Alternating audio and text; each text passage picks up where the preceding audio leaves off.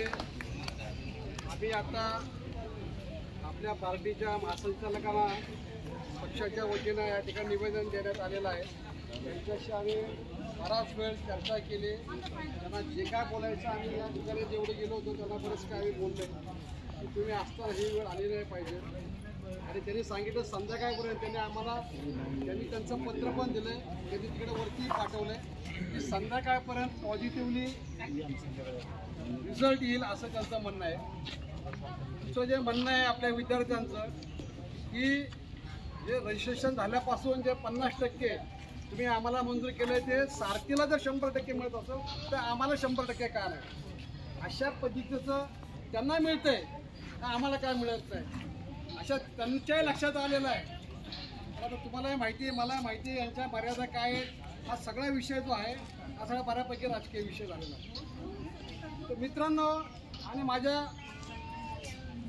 भगिनींनो, मी याच्यावर जास्त काय बोलणार नाही, पण संध्याकाळपर्यंत आमचे जरी आम्ही बहुजन समाज पार्टीचे कार्यकर्ते असलो, पदाधिकारी असलो, तरीसुद्धा शासन प्रशासनामध्ये बहुजन समाज पार्टीला मानणारे लोक आहेत, त्यांच्याकडनं हा विषय CM परत गेला बी आहे संध्याकाळपर्यंत जाईल। कारण आज आमचा कोणी प्रतिनिधी नाही आहे, आपण SC/STचे विद्यार्थी आहोत आणि ही वेळ का आमच्यावर येते, कारण ज्या वेळेस आम्हाला आमचा प्रतिनिधी नेमायचा असतो त्यावेळेस मात्र आम्ही प्रतिनिधी नेमत नाही।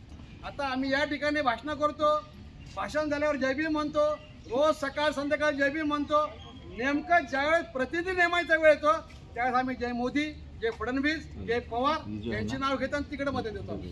आम्हाला ही वेळ काय येते मागायची। बाबासाहेब म्हणतात शासन करते जमात बना, आम्ही जमात बनत नाही। बाबासाहेब म्हणतात देणेवाले बना, आम्ही देणेवाले बनत नाही, आम्ही मागणेवाले बनतो।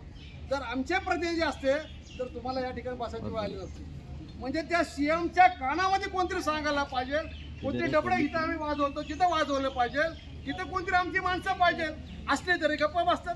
परवाचा विषय घ्या, सुप्रीम कोर्टाने काही घेणं देणं नसताना, विषय नसताना, क्रिमिनलचा मुद्दा नसताना 1 ऑगस्टला त्या सुप्रीम कोर्टाच्या 7 जजेस लोकांनी की उपवर्गीकरण करा म्हणून राज्यानं परवानगी दिलेली आहे। काय संबंध आहे?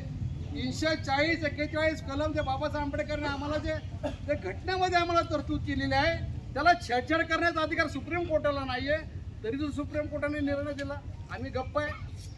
आमचे SC/STचे खासदार आहेत, गव्हर्नमेंटला सरकार पडू शकतं, पण आम्ही सगळे त्यांचे चमचे बोललेलो।